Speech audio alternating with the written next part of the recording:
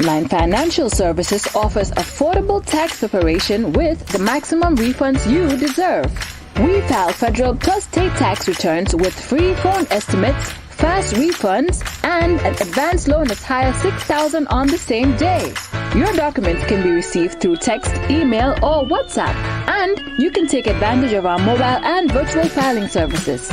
Call or visit our website today and let us earn your business. Frontline Financial Services.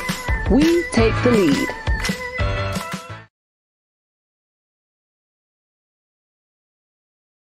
When leaving your comfort zone for better opportunities, you're sure to encounter unforgettable souvenirs.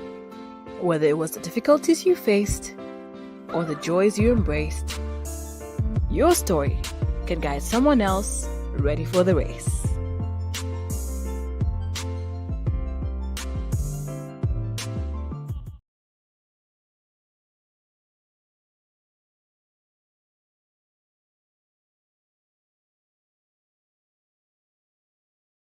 Hello everyone, welcome to The Journey. I'm Ajichi Saho and I'm your host. So, as I've experienced a bit of life outside my home country, the Gambia, I'd like to tell you about my journey today. First, I'll talk about the process of getting a visa and traveling abroad.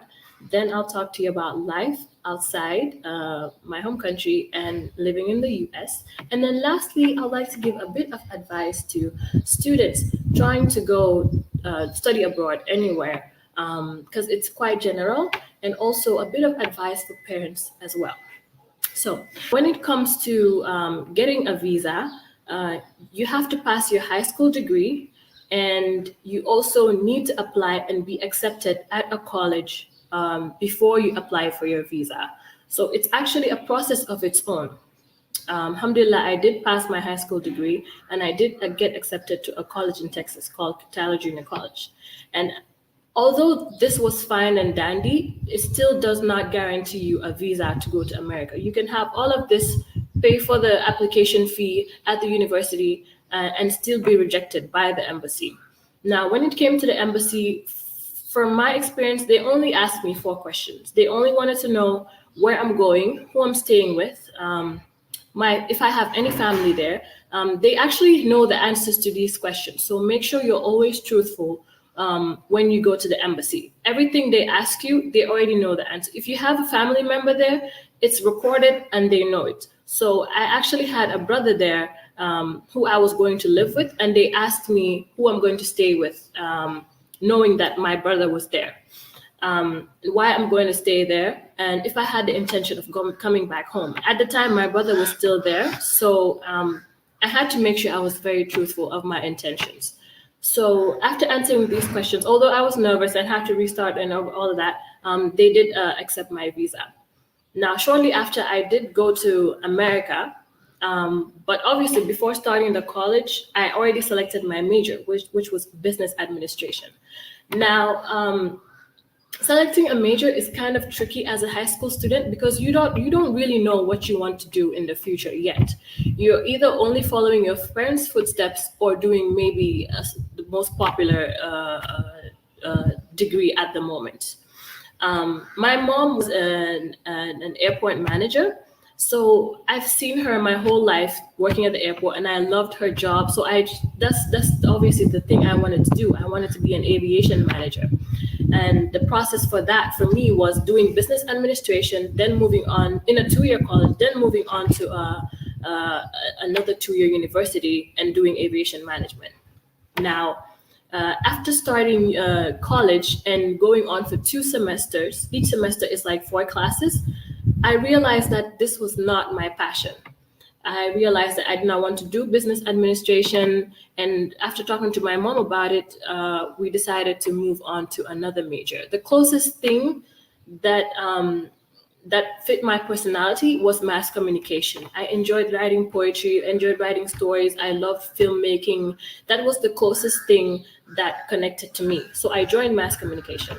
Now, I actually learned a lot of lessons from this little problem of changing majors and trying to find the new me, because as soon as I joined mass communication, I connected with everybody there. And when it came to business, I felt lost all the time. As soon as I joined, there was a club, a news club, and I got to enter.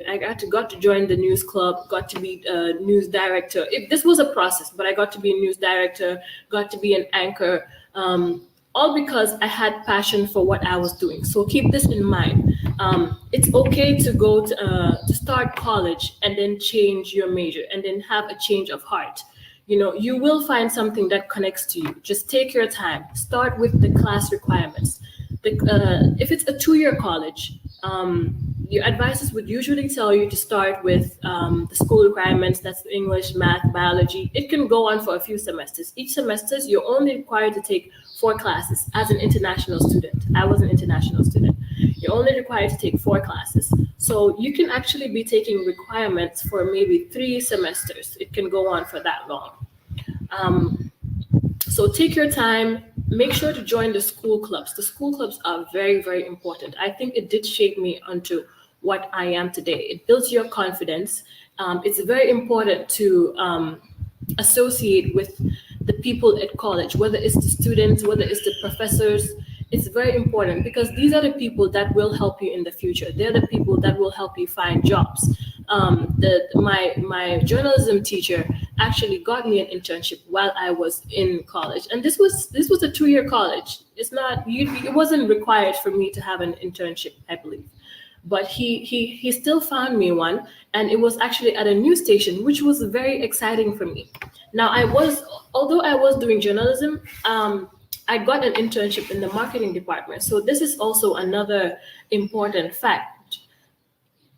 Take whatever internship you have and be able, so that you can put it in your resume. Not only so you can put it in your resume, but so that you can have the experience. Any experience is good. Any experience is important for you.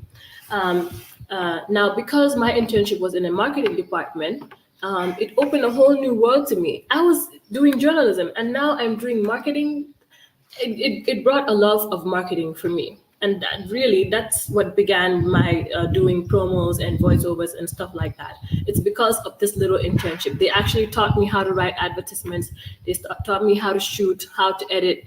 It was just a 6-week process. Because you're on the job every day, it's not like school, so you learn very quickly. Since it was a 2-year college, you have to reach a certain GPA so that you can get to university and do your other 2 years.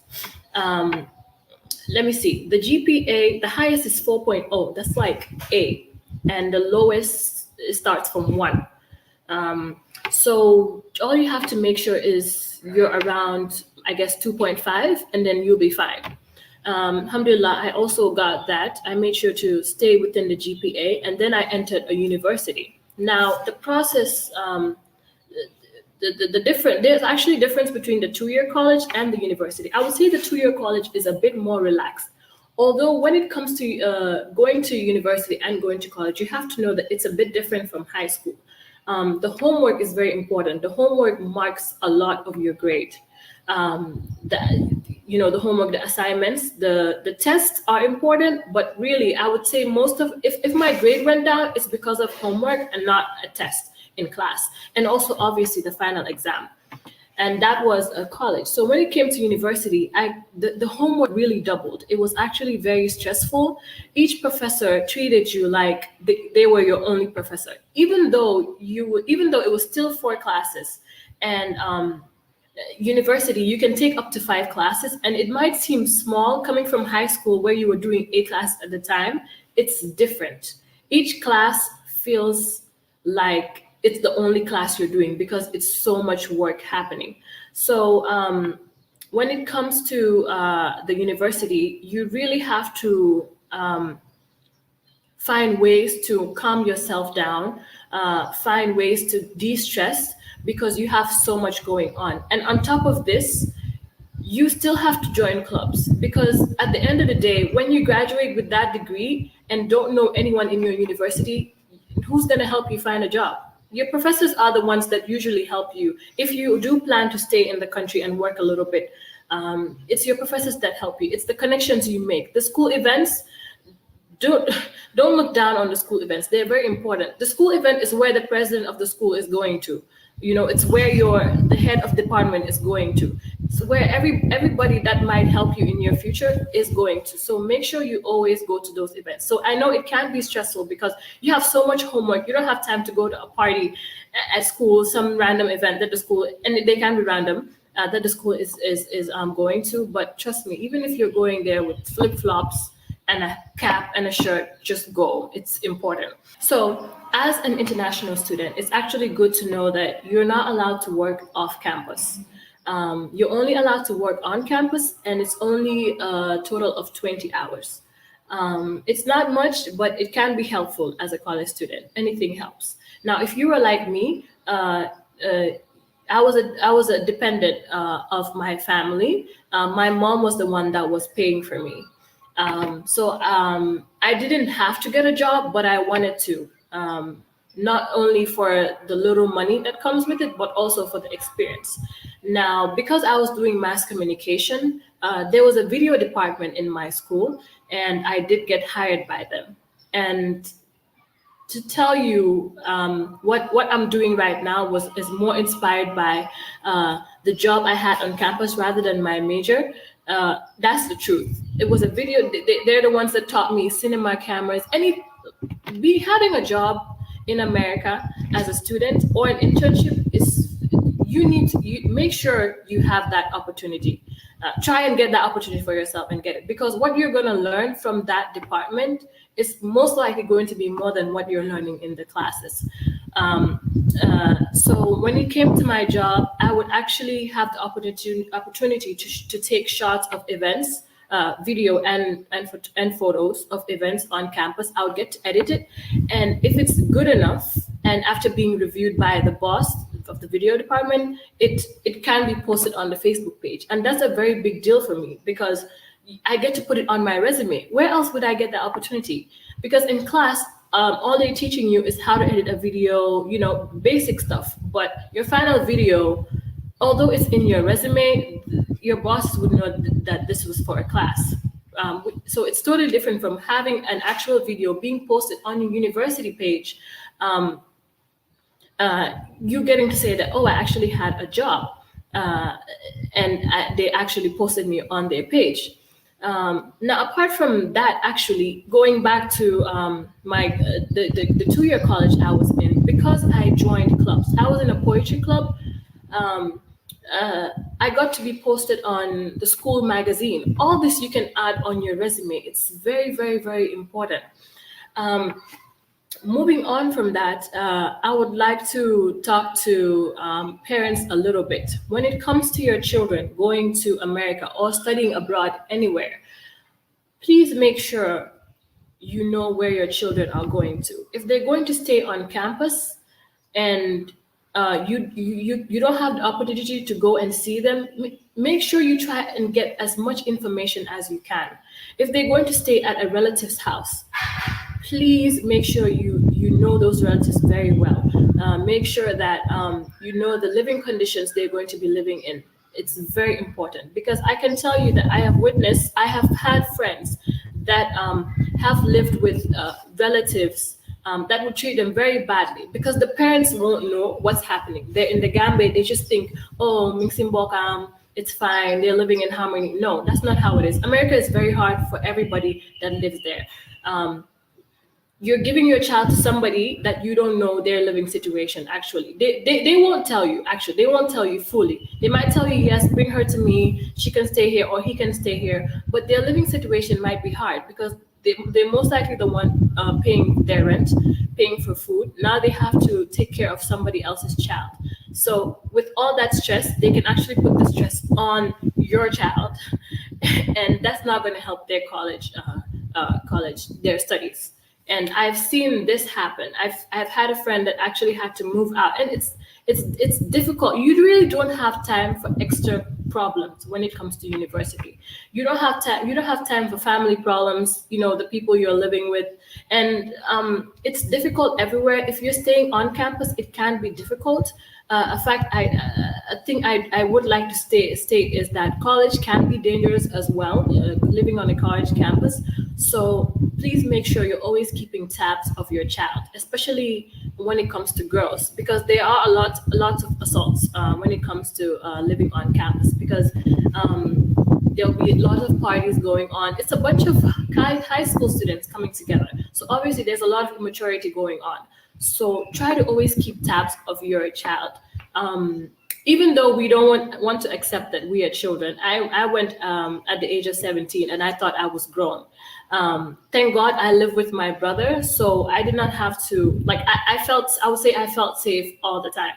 But when it comes to somebody that's going there alone, maybe going to going to live on campus, keep tabs on your child all the time. Make sure you know the advisors. Make sure the advisors know you. Make sure the residents, the people that keep tabs on the college students in the houses they live in. Make sure you know the residents, the RAs, the resident assistants as well.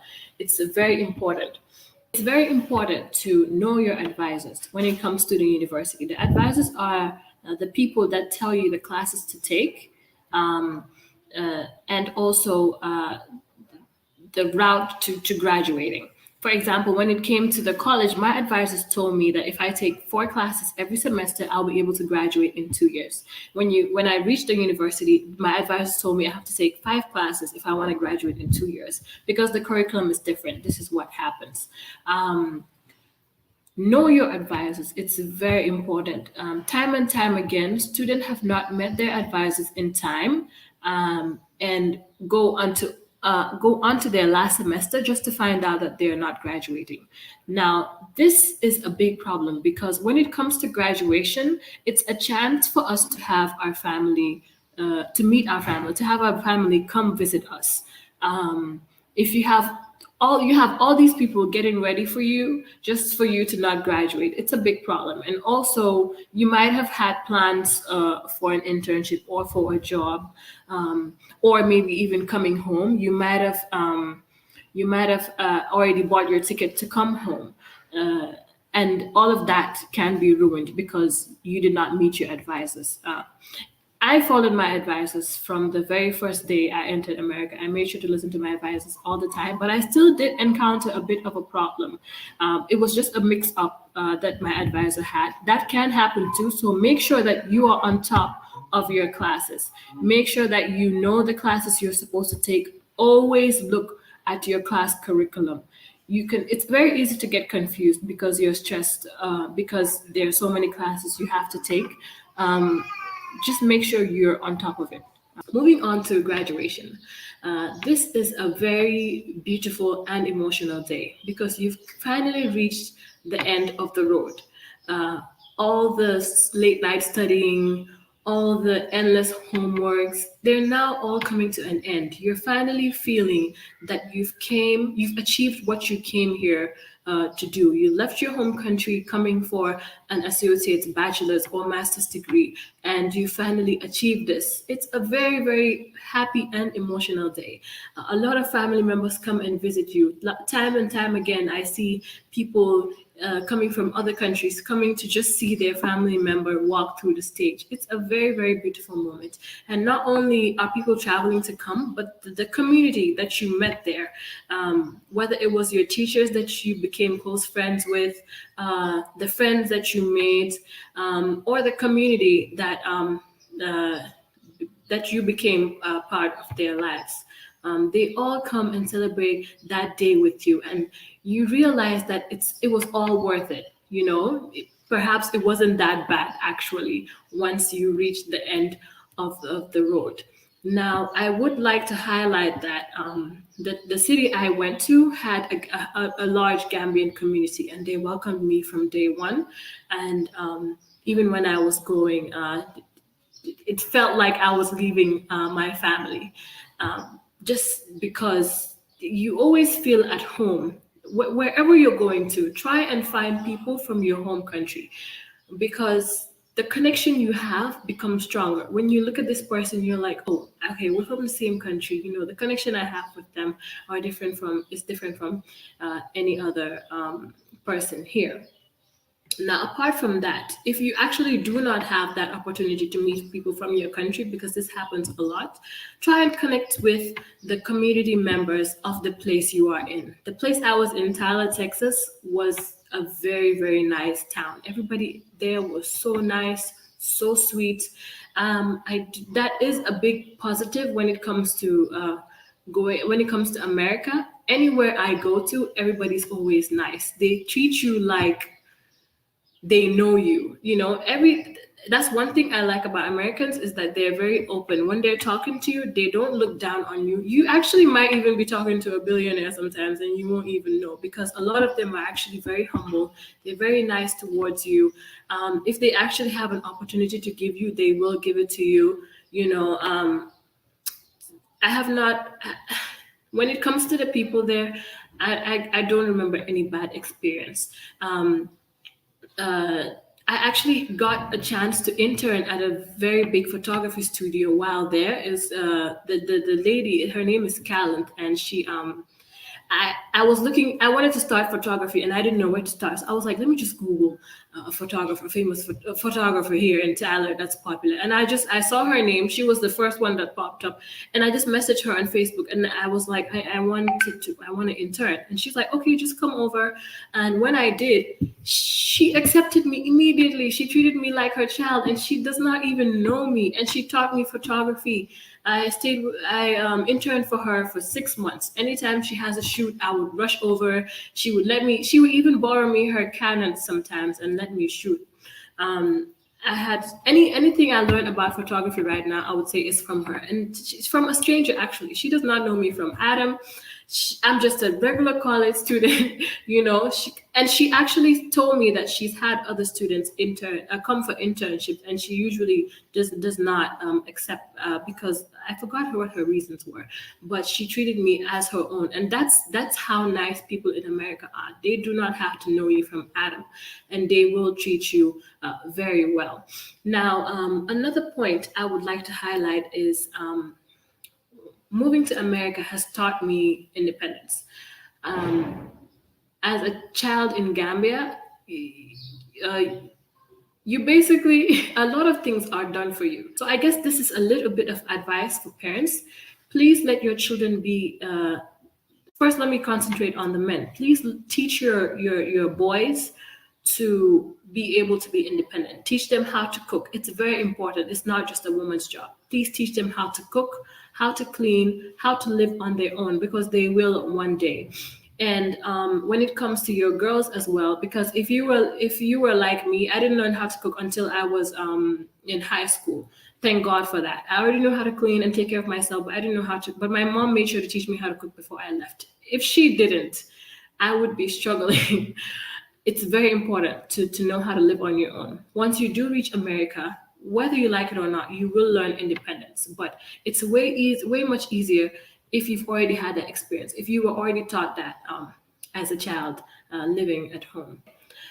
Another pointer is after you've graduated, you've grown now, and you're probably looking towards meeting someone and getting married and things like that. And a lot of Gambians actually end up getting married in America and also having their children there. If you are like me, my husband was not in America. He's in Senegal.